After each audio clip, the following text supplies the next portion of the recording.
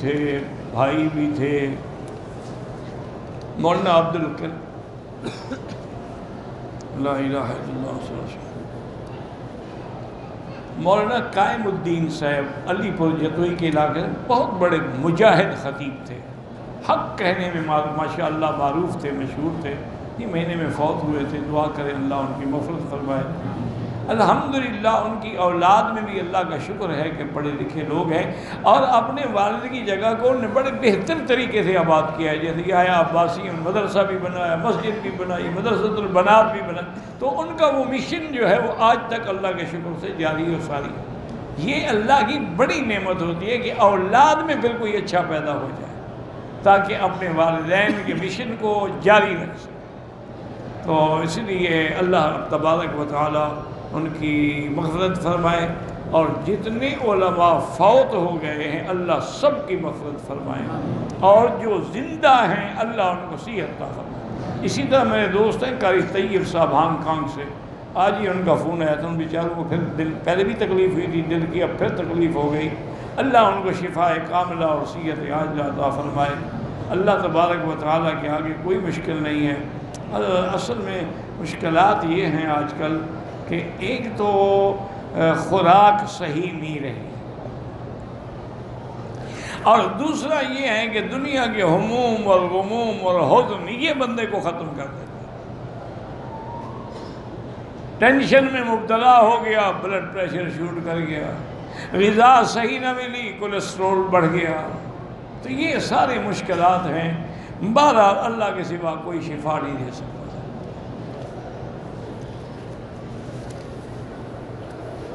اللہ اللہ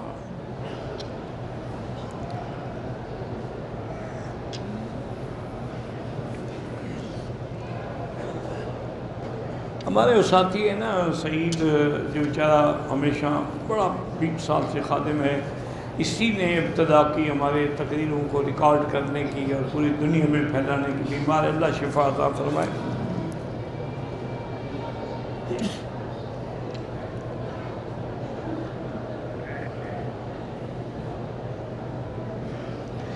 tax دینے کے لیے زکوٰۃ جو اکٹھی کی وہ ٹیکس پہ نہیں دے سکتے، ٹیکس تو حرام ہے، اس میں آپ حلال دیں گے، یہ تو ظلم ہے نا۔ ٹیکس جب چاہا ٹیکس لگا دی، اور جو پیسے آئے وہ بڑے کھا گئے، غریب جہاں کا تھا وہیں ہے۔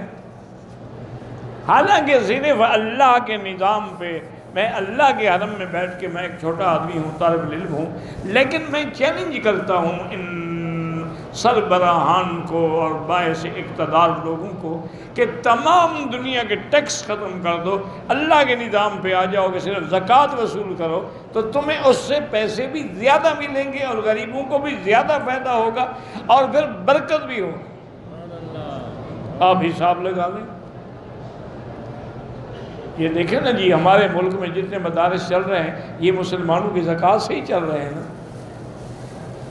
جس میں تقریباً 1-2 ہزار نہیں لاکھوں بچے پڑھ رہے ہیں، ان کا کھانا پینا لباس خرچہ سب مدرسہ کہاں سے کرتے ہیں؟ یہ زکوٰۃ خیرات کے پیسے ہیں۔ تو الحمدللہ ثم، اور پھر یاد رکھیں ٹیکس بچانے کے لیے لوگ جھوٹ بھی بولیں گے، لیکن زکوٰۃ بچانے کے لیے تو کوئی جھوٹ نہیں بولے گا۔ لیکن بہرحال کون سنتا ہے، باتیں سب کرتے ہیں لیکن مانتا کوئی بھی نہیں۔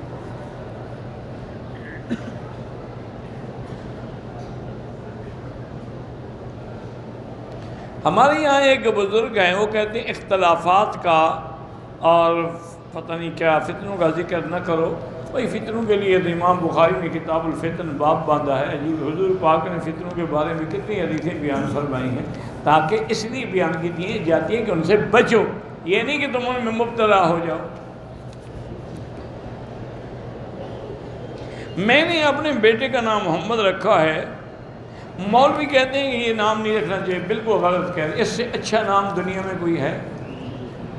حضور پاک کا نام ہے، اللہ کے بندے، بالکل رکھیں اور ہمیشہ رکھیں۔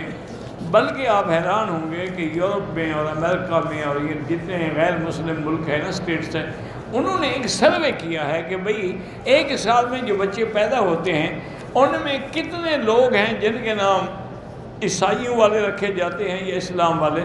تو رپورٹ ان کی یہ ہے کہ سب سے زیادہ نام جو رکھا گیا ہے پورے یورپ میں محمد ہے۔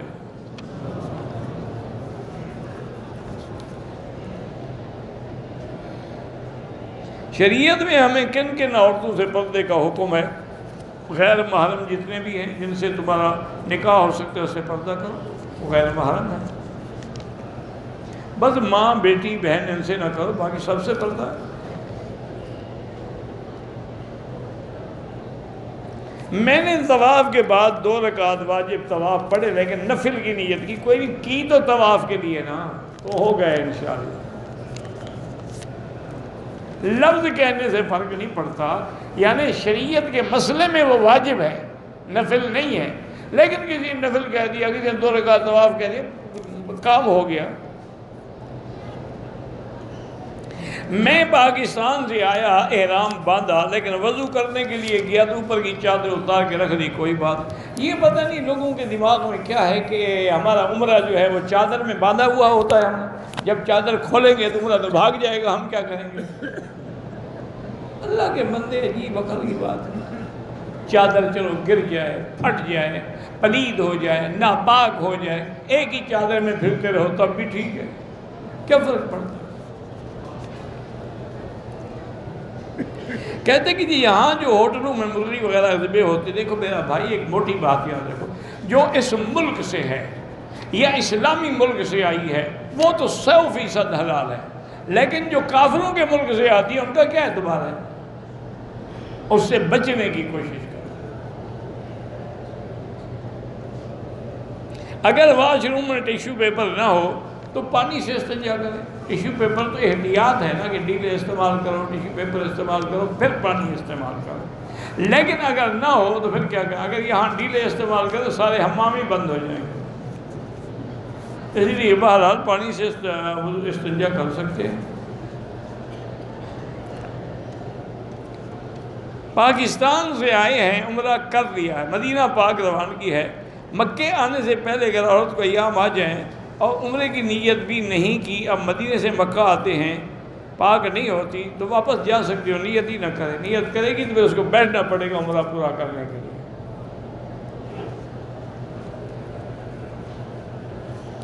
جمعہ کے بعد والی سنتیں جو ہے وہ پہلے نہیں پڑھ سکتے ہیں، بعد کی تو پہلے کیسے پڑھیں گے؟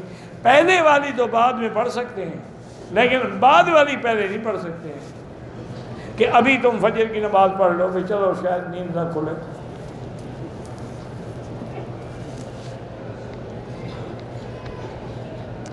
اگر عمرہ کرنے کے بعد دونوں نے طواف کر لیا، صفا مروہ دوڑ لیا، ایک دوسرے کے سر پہ اس طرح پھیر دیں، بالکل جائز ہے۔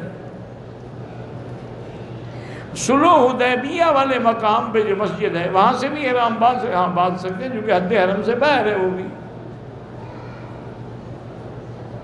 مطاف ایک ہی ہے، کتنا ہوتے ہیں؟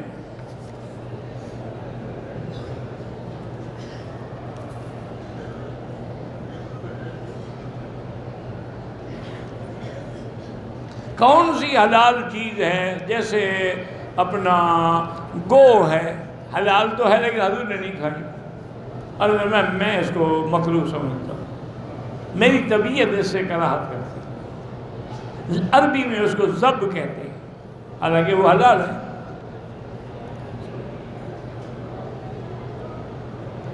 اگر جمعہ کے دن امام منبر پہ بیٹھ جائے، اب کچھ نہ پڑھو، نہ بولو، نہ بات کرو، لا صلاۃ ولا کلام، جو سنتیں رہ گئی ہیں اب جمعہ کے بعد ادا کرو۔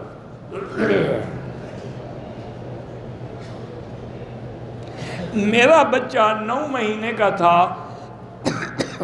ماں کے پیٹ میں فوت ہو گیا، تو اس کے لیے نہ کوئی جنازہ ہے نہ کوئی عمرہ ہے، فوت ہو گیا بیچارہ۔ میرے والد کے دوست بیمار ہیں، اللہ ہر بیمار کو شفا دے۔ عمرے کرنے کے بعد عورتوں کے بال کاٹنے کا بھی یہی حکم ہے کہ وہ اپنے سارے بال جو ہیں نا جی ان کو پیچھے لے جائیں، جہاں بالوں کی انتہا ہو جائے وہاں ایک پور کے برابر کاٹ لیں تاکہ ہر بال کا سرا کٹ جائے۔ یہ نہیں کہ یوں چوٹی پکڑ لی ہے یوں چوٹی پکڑ لی، وہ تو دم پڑ جاتی ہے۔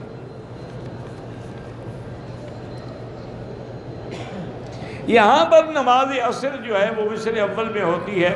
فتویٰ علماء احناف کا یہی ہے کہ اگر آپ حرمین الشریفین میں ہیں تو ان کے وقت کے مطابق جماعت میں شریک ہوں، جماعت نہ چھوڑیں۔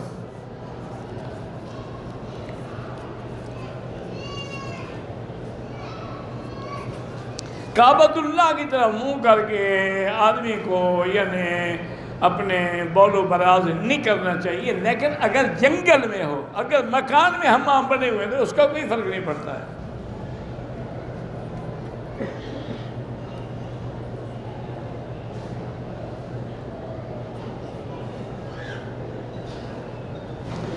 اسی سال کی عورت ہے، بچے بہت نافرمان ہیں، عورت بڑی نیک ہے، بچے اس کو گالیاں بھی دیتے ہیں، عورت ان کے لیے بد دعا کرے۔ بد دعا نہ کرو بی بی، ان کے لیے دعا کرو۔ بد دعا کرو گے تو وہ ہلاک و برباد ہو جائیں گے، ان کی آخرت بھی تباہ ہو جائے گی، تمہیں کیا فائدہ ہوگا؟ دعا کرو کہ اللہ ان کو ہدایت دے۔ ہمارے ملک میں اگر عورت تنسیق کرا کے دوسری جگہ شادی کر دے، پہلے مرد نے طلاق نہیں دی تو پھر نہیں ہوتی شادی، یہ تو ان کا انگریزی قانون ہے۔ اسلام یہی کہتا ہے کہ خلو ہو یا تنسیق ہو، قاضی شوہر کو بلائے گا اور اس کو کہے گا کہ ہر حال میں طلاق دو۔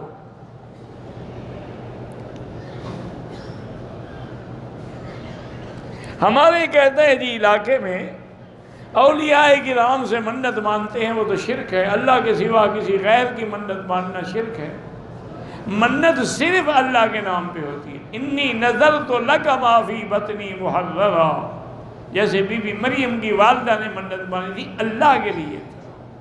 اگر غیر اللہ کے لیے نظر ہو، نیاز ہو، سور ہو، پکار ہو، یہی تو شرک ہے، اور شرک کیا ہوتا ہے؟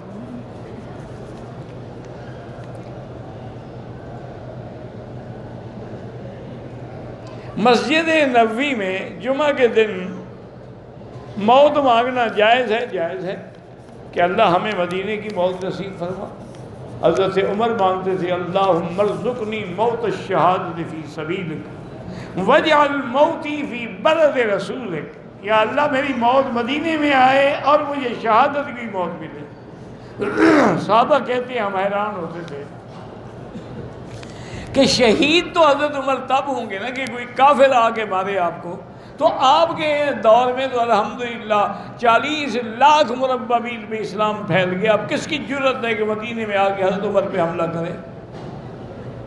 لیکن ایک بدبخت مجوسی تھا، اور وہ یہ چکیاں ہوتی ہیں نا آٹا پیسنے والی، یہ چکیاں بناتا تھا، اس کا وہ بڑا کاریگر تھا۔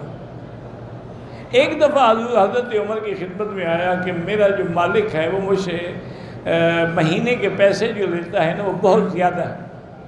آپ نے پوچھا کتنے لیتا ہے؟ انہوں نے کہا جی مجھ سے 2 درہم روز کے حساب سے 60 درہم لیتا ہے۔ تو آپ نے فرمایا یار تم تو کاریگر آدمی ہو، یہ کوئی زیادہ تو نہیں ہے، تم کاریگر ہو، تم کام کرنے والے آدمی ہو، تو اتنا تو تم ایک دن میں کما لیتے ہو۔ تو اس کو یہ بات بڑی بری لگی، وہ منہ گندا کر کے چلا گیا۔ ایک دن حضرت عمر نے پھر اس کو بلایا، فرمایا یار مجھے بھی ایک چکی بنا دو۔ انہوں نے کہا حضرت آپ کو ایک چکی ایسی بنا دوں گا جو قیامت تک بند ہی نہیں ہوگی، چلتی رہے گی۔ جب وہ چلا گیا تو فرمایا اس بدبخت نے مجھے قتل کرنے کا اشارہ کیا کہ آپ کے پاس جو فتنے کا دروازہ کھلے گا پھر وہ قیامت تک رہے گا، یہ مجھے قتل کی دھمکی دے کے جا رہا ہے۔ لیکن صحابہ نے فکر نہ کیا کہ اس کو کیا ضرورت ہے کہ حضرت عمر پہ حملہ کرے۔ اس نے یہ کیا نعوذ باللہ کہ حضرت عمر رضی اللہ عنہ صبح کی نماز میں جب آئے، تکبیر ہو گئی، آپ صفیں ٹھیک کر رہے تھے، سووا سووا استووا اعتدلوا، وہ بدبخت چھپا ہوا تھا اور اس نے خنجر بھی اپنے اندر چھپایا ہوا تھا، اور خنجر کو کئی دن وہ زہر میں بجھاتا رہا تاکہ اگر ذرا بھی لگ جائے نا تو خنجر چاہے کامیاب نہ ہو لیکن زہر تو اندر داخل ہو جائے گی۔ اس نے حضرت عمر پہ حملہ کیا اور پورا پیٹ چاک کر دیا۔ بہرحال قصہ مختصر یہ ہے کہ جب حضرت عمر نے نماز اپنے بیٹے کو اشارہ کرنے پڑھائی اور انہوں نے مجھے یہ بتاؤ مجھے قتل کس نے کیا ہے؟ انہوں نے کہا وہ مجوسی لڑکے نے، فرمایا فزت ورب الکعبہ، اللہ تیرا شکر ہے کہ میں کافر کے ہاتھ سے شہید ہوا۔ تو آپ کو شہادت بھی ملی اور مدینہ پاک کی موت بھی ملی، اور بڑی شان یہ ہے کہ روضہ رسول اللہ میں دفن بھی مل گیا صلی اللہ علیہ وسلم رضی اللہ عنہ وارضاہ۔ اور ایک حدیث بھی ہے میرے آقا کی، آپ نے فرمایا من استطاع منکم ان یموت فی المدینہ فلیمت، کہ تم میں سے جو طاقت رکھتا ہو کہ اس کو موت مدینے میں آئے، کوشش کرو کہ اس کی موت مدینے میں۔ اب یہ تھوڑا ہے کیسے موت ہاتھ، معنی یہ ہے کہ وہاں رہو، جب رہو گے تو آخر مرنا تو ہے نا، تو پھر موت مدینے میں ہی آئے گی۔ اس لیے بہت بڑے اولیاء اللہ، بڑے بڑے بزرگ دیکھے ہم نے، وہ حج پہ نہیں آتے تھے۔ جب ساتھیوں نے کہا کہ حضرت مدینے میں بیٹھ کے آپ حج نہیں کرتے ہیں، آپ کے حج میں جانے کے لیے کیا تکلیف ہے؟ انہوں نے فرمایا بھائی میں ڈر سے نہیں جاتا، کہیں راستے میں موت نہ آ جائے، میں تو مدینے میں مرنا چاہتا ہوں۔ یہ عشق کی باتیں ہیں، بہرحال اللہ توفیق دے۔ وہ ویزے کی قیمت 2 لاکھ ہے، ایجنٹ اس سے کمیشن لیتے ہیں، کمیشن تو حرام ہے، اور پھر وہ بھی حاجیوں سے اور عمرے والوں سے۔ میں نے ملتان سے آ کے عمرہ کیا، پھر مسجد جیرانہ سے عمرہ کیا، پھر مسجد عائشہ سے عمرہ کیا، مدینہ شریف جانا ہے، واپس آ کے عمرہ کرنا، اور چاہ تو بالکل کریں کیونکہ مدینہ تو میقات ہے۔ میرے والد فوت، ان کے لیے علیحدہ عمرہ ہوگا، ہاں بالکل علیحدہ ہوگا۔ حجر اسود کو بوسہ دینا سنت ہے، حضور پاک نے دیا، صحابہ نے دیا ہے، دھکے نہ دیں، اشارہ کریں، موقع بھی دے تو بوسہ دیں۔ ہم نے 2 دن پہلے عمرہ کیا ہے، اب اگر ہم پھر عمرہ کریں، بال نہ بھی ہوں اس طرح پھروانا پڑے گا۔ ہم پاکستان سے یہاں آ کر کتنے عمرے کر سکتے ہیں؟ جتنا اللہ توفیق دے، 100 کر لو، یہ تو ہمت کی بات ہے، کتنے کی کیا بات ہے، جب عمرہ ثابت ہے چاہے 100 کرو۔ کہتے جی ہم نے سنا ہے کہ یہاں مردے کو مثال لگاتے ہیں، بھی میں نے تو نہیں دیکھا، اللہ عالم۔ تم ایسا کرو کہ روز دفن ہوتی ہے نا جنت المعلا میں، وہاں جا کے کھڑے ہو جاؤ، آج کل فوٹو لینے کا تو تمہیں بڑا شوق ہے، تو جب مردے کو رکھے تو فوٹو رو دیکھو مثال لگا رہے ہیں، کچھ کام تم بھی تو کرو، سارے مولوی کے ذمہ تو نہ لگا دو۔ کہتے ہیں جی ہم آپ کی بیعت کرنا چاہتے ہیں۔ میرا بھائی بیعت کسی بزرگ کی کریں، کسی اللہ والے کی کریں، اور اس شخص کی کریں جس کو بیعت کرنے کی اجازت بھی ہو۔ مجھے نہ اجازت ہے نہ شوق ہے،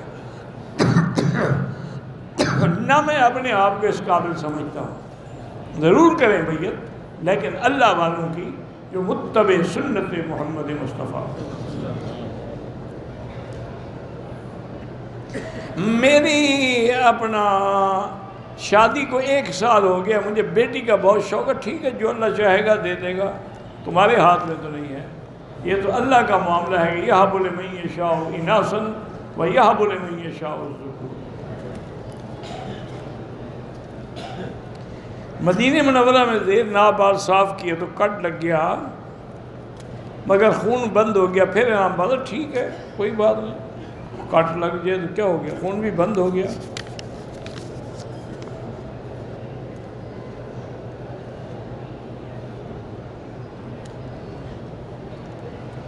کہتے جی کہ آپ کے انٹرویو میں نے میسج ٹی وی پہ سنا تھا، آپ نے اس میں بتایا تھا کہ علامہ انور شاہ کاشمیری رحمۃ اللہ علیہ نے آپ کے والد کو ایک عمل بتایا تھا کہ قرآن کی ایک آیت روزانہ صبح اور ایک حدیث بخاری شریف کا ترجمہ کر دیا کریں۔ ہم کر سکتے ہیں، کیوں نہ کرو، لیکن وہ اجازت ان کے لیے تھی۔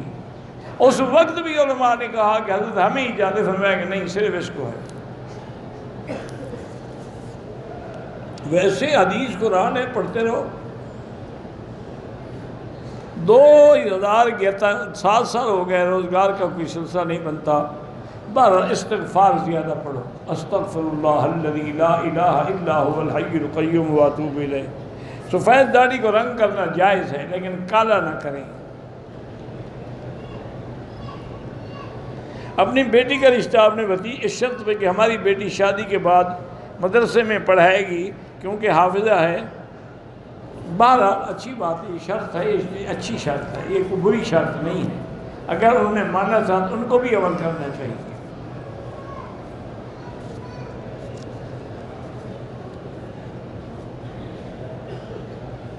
میں نے عمرہ کو پورا کرنے کے بعد حلق نہیں کرایا، احرام کھول کے کپڑے پہن لیے، صبح اٹھ کے حلق کرایا، بالکل دم پڑ گئی۔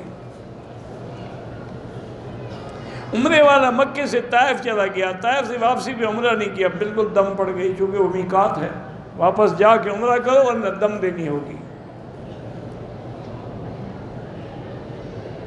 مدینہ منورہ میں جتنے دیر رہے درود شریف زیادہ پڑھیں۔ مسجد الحرام کے صحن میں بھی جو نماز پڑھتی ہیں ان کے لیے بھی 1 لاکھ ہے، یہ تو کوئی ایسی بات، پورے مکے میں جہاں بھی پڑھتے ہیں، ایک طواف کے بعد دوسرا طواف کے بالکل نیت دوبارہ کریں گے، یہ نہیں کہ 14 چکر لگا دو تو خود بخود 2 ہو جائیں گے۔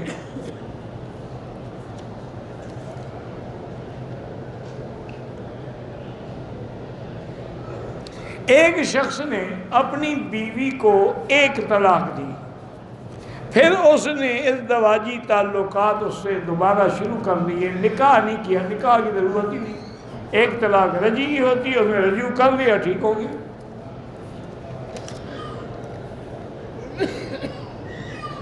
شادی حال بنانا جو ہے اس میں ٹھیک ہے، بالکل ٹھیک ہے، لیکن کوشش کریں کہ آپ کے شادی حال میں منکرات نہ ہوں، یعنی وہاں کوئی ایسی بے حیائی والے کام نہ ہو، یہ پابندی لگا دیں، پھر اچھے لوگ آئیں گے، برے نہیں آئیں گے۔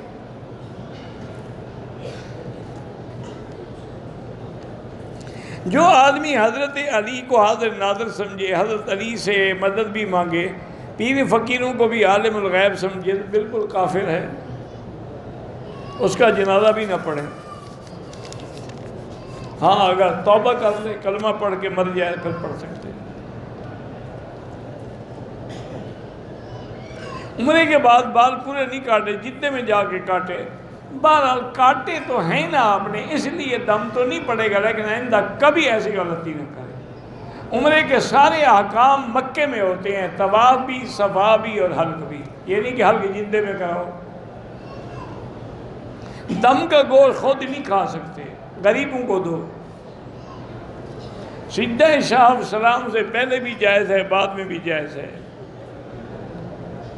جہاد کشمیر بالکل ٹھیک ہے، وہ تو کافر مسلمانوں کو مار رہے ہیں، وہ تو ہے ہی مسلمان اور کافروں کی لڑائی، تو جہاں کفر سے لڑائی ہو وہ تو جہاد ہے، مسلمانوں سے لڑو تو وہ فساد ہے۔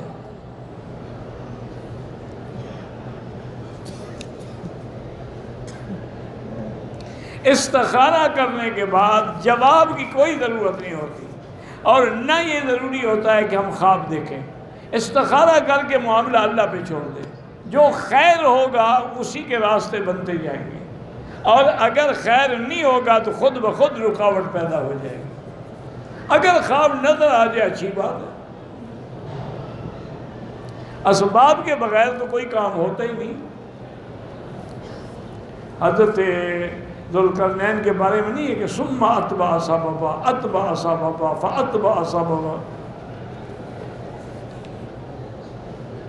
عورت کے سجدے کی حیت حدیث میں یہی ہے کہ پاؤں نکال کے زمین کے ساتھ لگ کے سجدہ کرے۔ بچے آپس میں لڑتے ہیں، اللہ ان کو ہدایت دے۔ فیس بک کا استعمال جائز ہے، کام نیک ہو تو جائز ہے، برا ہو تو ناجائز ہے۔ عمر 29 سال ہے، قضا نہ معلوم کی، تعداد معلوم نہیں، پہلے توبہ کرو، اس کے بعد پڑھتے رہو، بس اللہ قبول کرے۔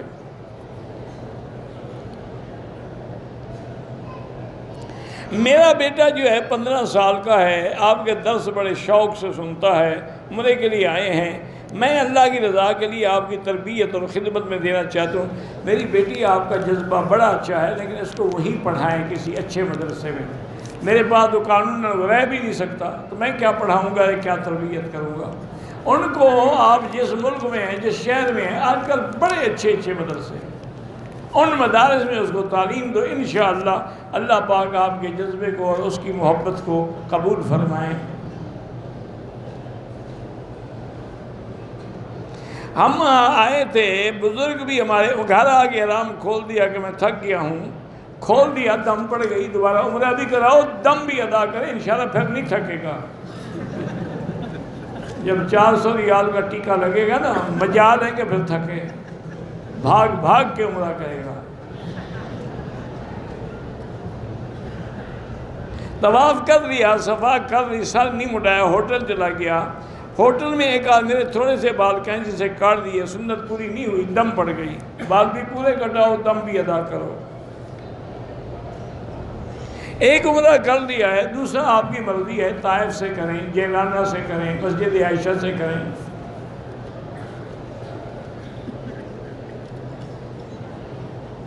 میری بیٹی کو رات کو نظر نہیں آتا، دن میں آتا ہے، ایک بیٹا بھی ہے، سارے جسم میں بھی، بہرحال اللہ اس کو شفاء کاملہ صحت عاجلہ عطا فرمائے۔ ہم تو دعا ہی کر سکتے ہیں، لیکن آج کل اس کا علاج بھی موجود ہے دنیا میں۔ آج کل جو ہے نا میڈیکل سائنس بڑی ایڈوانس ہو گئی ہے، کسی اچھے آئی سینٹر میں جا کے دکھائیں، یا انٹرنیٹ پہ بیٹھ کے اپنی بیماری، بچی کی بیماری لکھیں اور ان سے کہیں کہ کوئی مجھے میری راہبری کرو، تو پھر تمہیں جواب آنے شروع ہو جائیں گے۔ تو جہاں بھی اس کے علاج بہرحال ہے دنیا میں، اس میں کوئی شک نہیں۔ اور اب اللہ آپ کو مکے لے آئے ہیں، سب سے بڑا علاج زمزم ہے، اسی نیت سے زمزم پیے اور اسی نیت سے زمزم آنکھوں پہ ڈالے، منہ پہ ڈالے، بدن پہ ڈالے، اللہ قادر ہے کہ شفا عطا فرما دے۔ اللہم صلی علی سیدنا محمد وعلی آل سیدنا محمد کما صلیت علی ابراہیم وعلی آل ابراہیم فی العالمین انک حمید مجید۔ اللہم انت ربی لا الہ الا انت الاحد الصمد الفرد الذی لم یلد ولم یولد ولم یکن لہ کفوا احد۔ اللہم انت ربی لا الہ الا انت الحنان المنان یا بدیع السماوات والارض یا ذا الجلال والاکرام یا ذا الجلال والاکرام یا ذا الجلال والاکرام۔